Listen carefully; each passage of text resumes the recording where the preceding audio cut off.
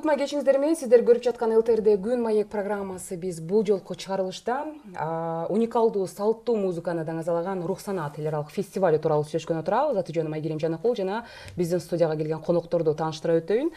Дароо эле Кыргыз Республикасынын эл артисти, дастанчы, ырчы, искусство таануу илимдеринин доктору Роза Аманова. Куш келипсиз, Роза айым. Жана Кыргыз улуттук манас театрынын директорунун орун басары Салтанат Мамбет Мусаева. Салтанат айым, саламатсызбы, куш келиңиздер. Роза айым, менин суроону сизге узатайын. Биз билебиз, апрель айында ушул Рухсанат дүйнөлүк салттуу маданият музыка фестивалына расмий түрдө старт берилген болчу. Мына ушул 1-2-3 августта, Кудай буйрса, Ысык көлдүн ушул жаратылышына бермети болгон Ысык көлдө музыка фестивалын өткөрөбүз деп аябай даярданып атасыздар. Албетте аты аталгандай эле бул иш-чаранын өзү кыргыз маданияты үчүн чоң мааниге. Ошол эле кезде жалпы дүйнөлүк деңгээлде ошол муундардын диалогу ортосундагы жанагындай кеп кала келгенде канчалык мааниге экендигине токтоло кетсеңиз. Рахмат, оболу жалпы элибиз менен амандашып, ошол чындыгында кыргыз жергесинде, Кыргызстаныбызда дагы бир маанилүү маданият айдыңындагы чоң бир окуя боло турган, чоң бир фестиваль, өзгөчө бир брендке айлана турган чоң иш-чаранын алдында турабыз деп айткым келет. Жалпы эл журтка ушундай бир жакшы саамалык жөнүндө бир маалымат берүүгө чакырганыңыздарга сиздерге рахмат. 1-2-3 августта өтө турган дүйнөлүк Рухсанат салттуу маданият жана музыка фестивалю бул мындайча айтканда басып өткөн жолу бар деп айткым келет. Себеби дегенде өзүңүздөр билгендей, жана сиз да жогоруда айттыңыз, 25 апрелде эмне үчүн старт берилди? Себеби ошол фестивалга старт берилген күн биз үчүн өтө маанилүү. Ал салттуу музыканы алып жүрүүчүлөр жана ошондой эле изилдөөчүлөр, деги эле күйөрмандар.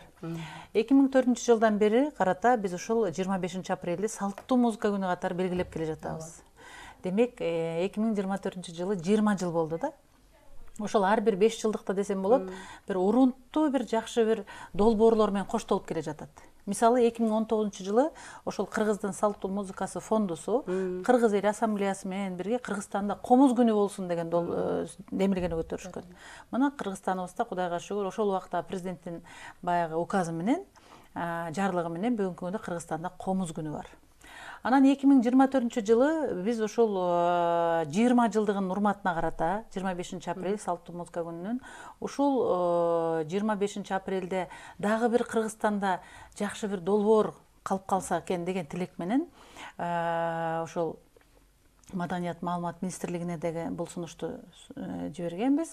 Ал жерде Кыргыздын салттуу музыкасы жана ошондой эле Кыргыз Республикасынын Улуттук илимдер академиясынын алдындагы салттуу маданият жана искусство илим изилдөө борбору демилгечилер да.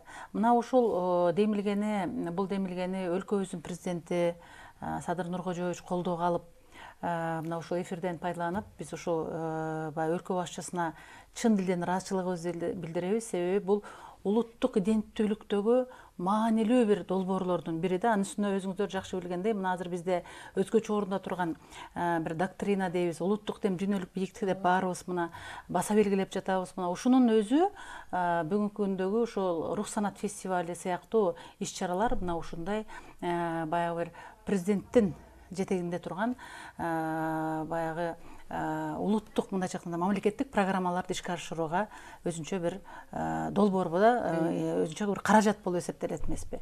Анан сиз жогоруда айткандай дүйнөлүк деңгээлде боло турган фестивалдын мааниси кандай деп атпайсызбы? Мына ошол маанисинин өзөгүндө дал ушул биз жогоруда айткан пикир менен бирге 20 жылдык тарыхы бар ушул салттуу музыка күнүндө Кыргызстан өзүнчө бир баягы көчмөндөр оюндары сыяктуу бир улуттук дүйнөлүк деңгээлге чыккан улуттук бир бренд болуп калса деп мына ушул сунушту биз сунуштадык, жогоруда айттык, кандай колдоолор болуп жаткандыгын, өкмөттүн тескемеси чыкты дегендей. Мына бүгүнкү күндө Маданият маалымат жана жаштар саясаты министрлиги колдоосу багы жетекчилигинде уюштуруу комитетинин ошол Эдил Байсалов башында турган уюштуруу комитетинин программасына ылайык иштер жүрүп жатат бүгүнкү күндө.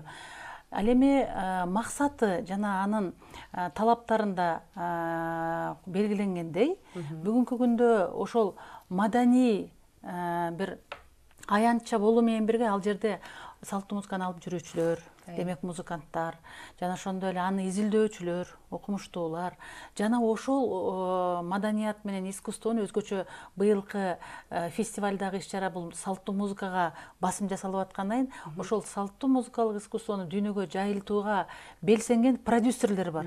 Маркет. Биз бүгүнкү күндө базардын тили менен сүйлөшүбүз керек болуп калды да.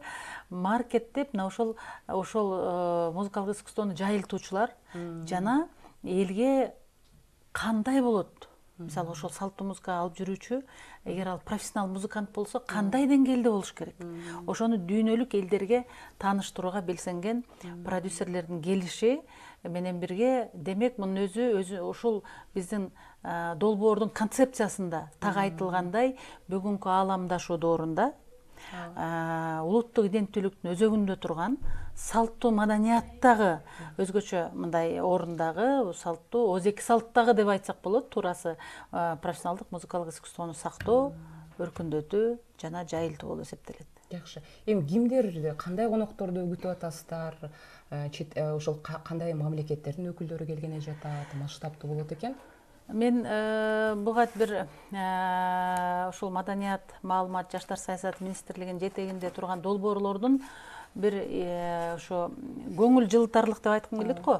Мындай кубана турган бир жагдайдагы эки нерсесине токтолгум келет. Мисалы, сиздин сурооңузга жооп берерден мурун тасыктап койгум келип атат да. Мына Манас театры Кыргызстанда ошол салттуу музыкалык искусствого болгон мамиле катары түшүнүшүбүз керек да. Улуттук Манас театры. Бул негизи баягы ал жерде көбүн эсе манасчы дастанчылар болгону менен бул салттуу музыкалык искусство театры чындыгында. Ал жерде мен билгенден Уран деген ансамбль бар, бүгүнкү күндө музыканттар бар. Мына азыр Салтанат айымда айтып берет болуш керек.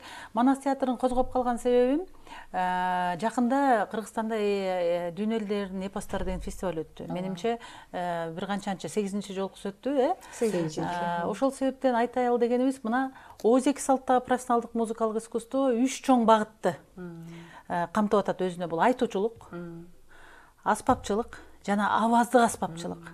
Эми ошонун айтуучулугу боюнча мына ошол эпосы народов мира деп атайын фестиваль болуп калган үчүн биз айтуучулук багытка басым жасаган жокпуз.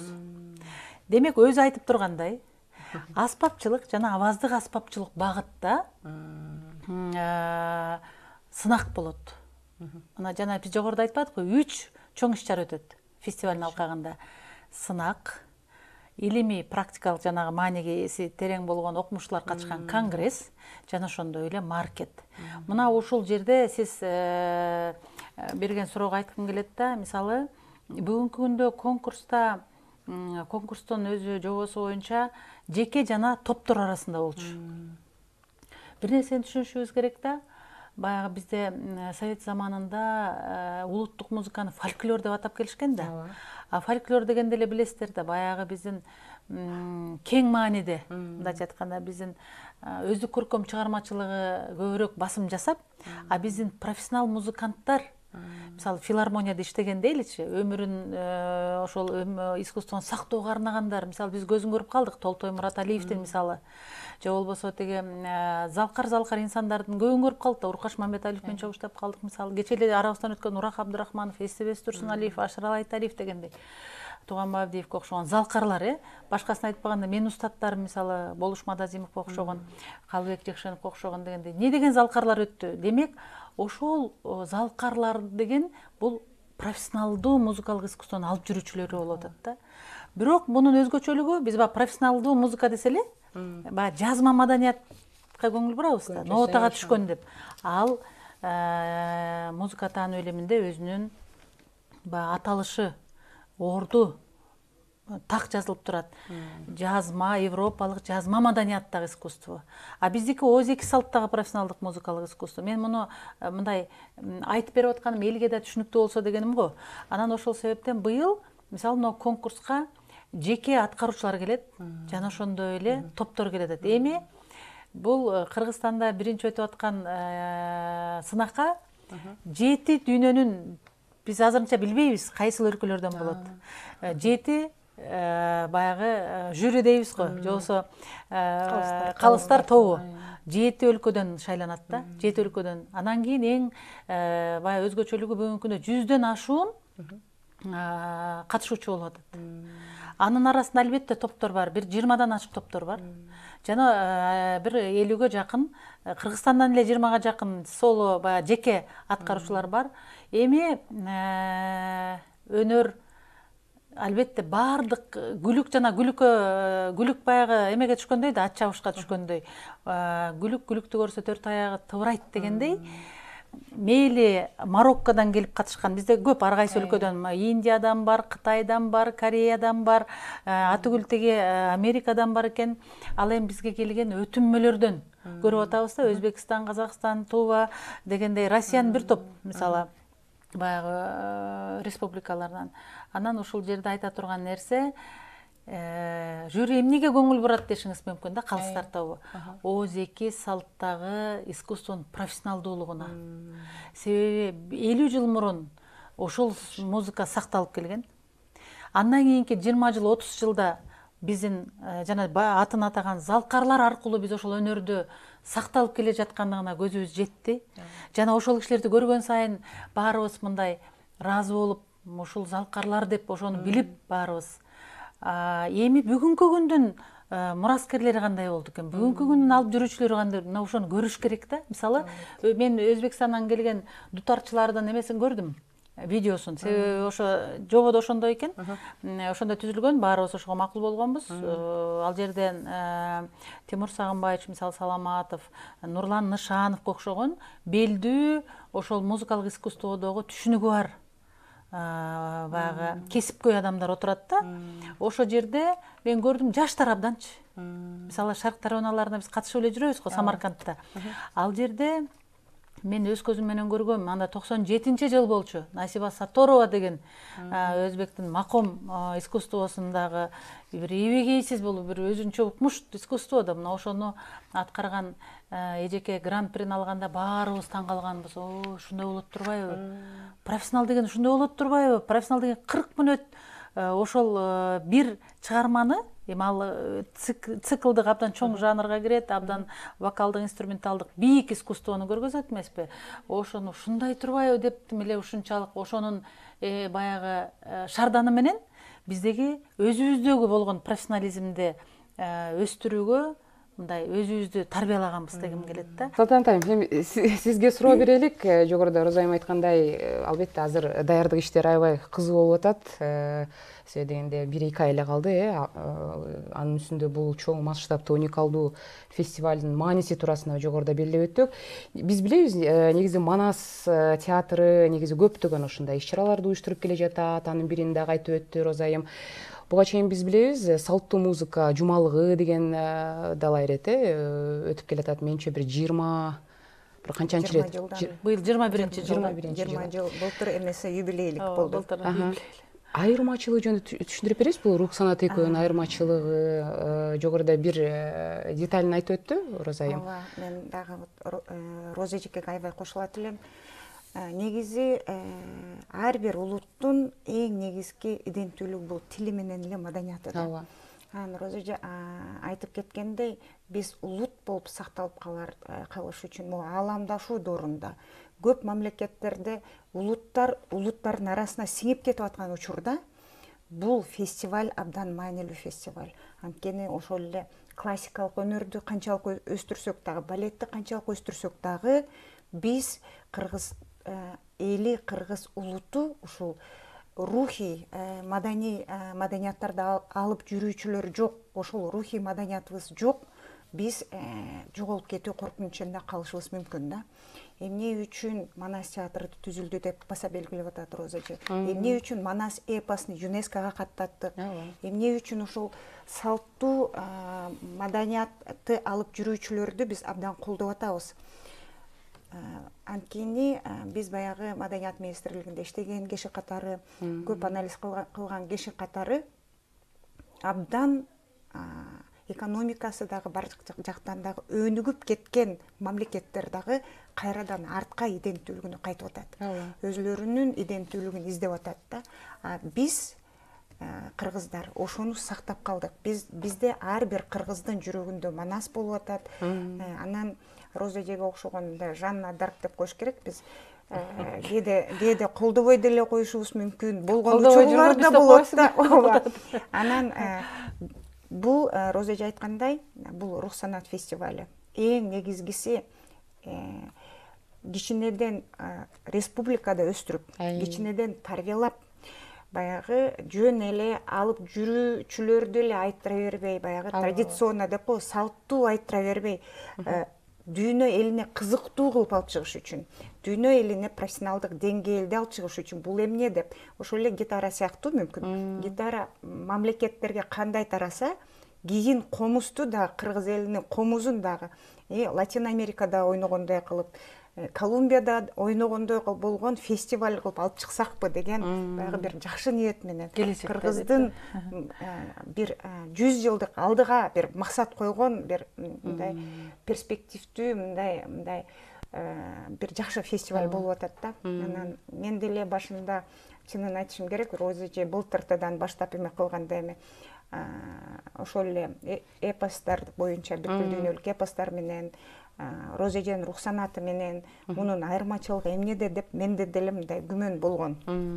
Эми мен аны мойнума алам. Анан Роза эже буну айтты да, мисалы үчүн маркет деп айтып атабыз. Эжекенин конгресси, анан бул сынак. Бул эң биринчи кезекте биздин ошол Нурбек Серкебаев айтып аткан жанагы көрүнбөй аткан аксакалдарыбызды, көрүнбөй аткан музыканттарыбызды эл аралык деңгээлде таанытуу. Жакшы экен. Анткени маркетке ошол импресарио, эл аралык маанидеги күчтүү адамдар келишет. Алар деген ушундай баягы алардын концертин уюштуруп, алардын баягы таанытуу менен баягы акча тапкандар да, мындайча айтканда. Анан ошолордун баары келет. Ошончо мамлекеттен келгендерди биздикилер көрөт, кандай ойнош керек. Бул башка мамлекетке чыкпай эле ошончо мамлекеттен келген кишилерден мастер-класс алуу. Мындайча айтканда да, ар бир мамлекеттен болчудай. Анан абдан мындай иштер жүрүп атат, штаб күнү түнү менен иштеп атат. Абдан талаштатыш менен иштеп атабыз. Анан буюрса, бирок бизде Кыргыздарда эң бир баягы жатып туруп анан кийин мындай намыс деп туруп анан кийин аябай чоң деңгээлде өткөрөт эмеспиз. Мен ошого деп аябай ишенип атам. Штаб күнү түнү иштеп атат. Буюрса жакшы өтөт деп ойлойм. Эми биз Манас театры эмне үчүн бул долбоордун аткаруучулары болуп калдык. Анткени уюштуруучулардын бири, негизги уюштуруучулар бул Кыргыз Республикасынын Маданият, маалымат, жаштар саясаты министрлиги. Биз алдындагы Манас театры болгондуктан ал өзүнүн функциясын бизге делегировать этип берди деп коебуз. Бизге берди дагы бардык уюштуруу иштери, көмөк көрсөтүү, анан финансылыгы дагы бизге келип отурду. Финансылык жагын сурайын деп атам да. Кандай бөлүштүрүлгөн, мисалы жанагындай сынактар болот экен, жеңүүчүлөргө карата негизи кандай жыйынтыкталат? Эми ошол кызыктуу жери ошол жерде. Бул сөзсүз түрдө болот. Башка мамлекеттерден эми бул кийинчерээк болот. Бул биздин фестивалга катышыш үчүн мындан бир 5те өткөрүп алгандан кийинби, 3те өткөрүп алган биздин фестивалга катышыш үчүн кийин акча төлөп катышкандай болот. Бул жолу уюштуруш үчүн, элди кызыктырыш үчүн, тартыш үчүн бул баягы маданият эле жагында эле эмес, бул туризм багытында дагы, элди алып келүү багытында дагы абдан чоң иш-чара. Анан эң негизгиси Кыргыз мамлекетин, маданият аркылуу Кыргыз мамлекетинин имиджин көтөрүү болуп саналат да. Сөзсүз түрдө байгелер бар. Эми аны жакындаганда дагы айтабыз, азырынча сыр кылып туралы. Жалпы байге фонду 3 миллион сом деп кетип атат. Ооба.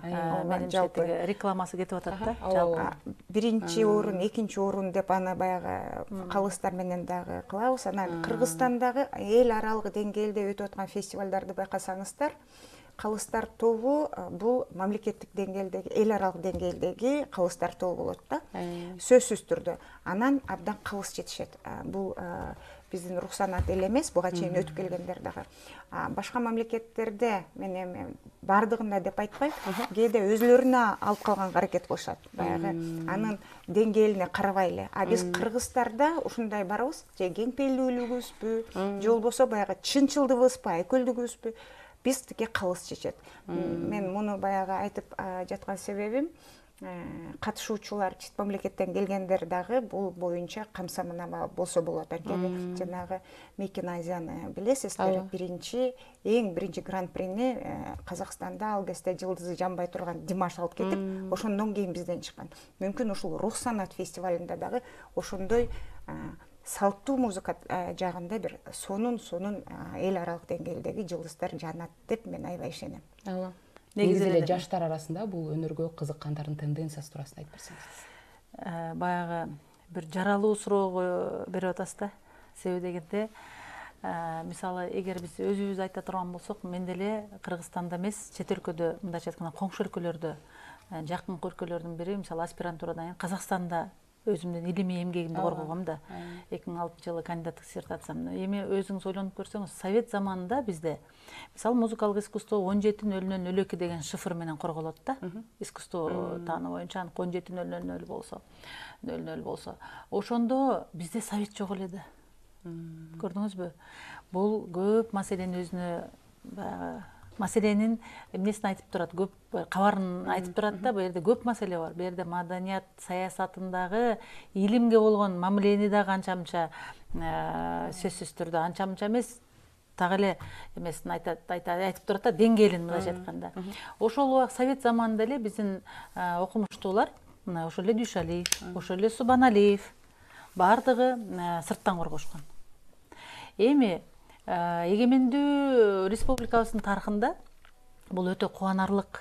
Дагы бир жолу ушул жерден биздин өкмөткө, өлкө башчысына рахмат айткым келет мен. Себеби дегенде, мына Улуттук илимдер академиясынын алдында биринчи жолу салттуу маданият жана искусство илим изилдөө борбору түзүлүп отурат. Бул эмне дегендик? Бул деген ошол сиз айткан илимий теориялык маселелерди жолго коюш үчүн тек гана музыкалык искусство эмес, буга көрдүңүзбү, маданият дегенди кошуп атат. Маданият деген бул деген көчмөн элдин оюндарынан баштап, мисалы, тек көчмөн эмес, баардык эле элдик оюндардан тарта тамак ашка чейин маданиятка кирет да. Демек, мына ушул багытта иш алып баруу азыр ушул Улуттук илимдер академиясына милдеттендирилип отурат. Ал эми музыкалык искусство боюнча биринчи жолу ошол баягы бул маселени мен докторлук диссертациямды коргогондон кийин дагы ушу Кыргыздын салттуу музыкасы фондусунун демилгеси менен чуркап, мындайча айтканда, ал убакта Абдыган Эркебаевич болчу. Сиз берген суроону ал киши да берип, анан чакырып, раматылык болуп кетти, Сагынал агай. Айтып, ой, эмне жүрөсүңөр, качан баштайсыңар? Анан ошондо Кубаныч Чогмурзиевич жардам берип, ошол түшүндүрүп, ай бул керек, биринчи бөлүм ачалычы деп, анан ошондо кече эле көз өтүп кетти, атаң көрө кандай сонун иш кылды эле академик агабыз, биздин агайыбыз деген философия институтунун директору. Мына ошол киши макул болуп, ошол философия институтуна Осмон Асанкулович Тогузаков, мына ошол киши бөлүм ачты. Биринчи эле көркөм өнөр таануу деген. Ал кийин кайрадан өзгөрүү болду, кийин башка жетекчи келгенден кийин фольклор жана озик салттагы профессионалдык музыкалык искусствонун тарыхы теориясы деген. Мындай болуп атат да, аспиранттарды кабыл алыш үчүн ал аспирант эртең түшүнүш керек. Мен ошо жерге барсам өзүм эле өспөйм. Мен ал жерде материалдык дагы эртеңки маселем чечилет. Себеби өзүңүз билгендей, социалдык маселе көп учурда биздин койгон максатыбыздан тайдырат. Ошол себептен многу илимге келгенде илгеркидей туура программа менен иш алып барышыбыз керек да. Тилекке каршы биздин убактыбыз аяктап баратты. Кечириңиз. Эң кызыгын баштадык элек биздин кээбизден. Чоң рахмат сизге. Сизге да чоң рахмат келип бергениңиздер үчүн. Алдыда ушул фестиваль, уникалдуу фестиваль деп айтып атабыз. Жакшы өткөрүп алыңыздар. Буюрса. Мен болсо сиздер менен коштошом. Аты жөнүм болсо Айгерим Жаныкул. Кайрадан эфир аркылуу амандашканча саламатта калыңыздар.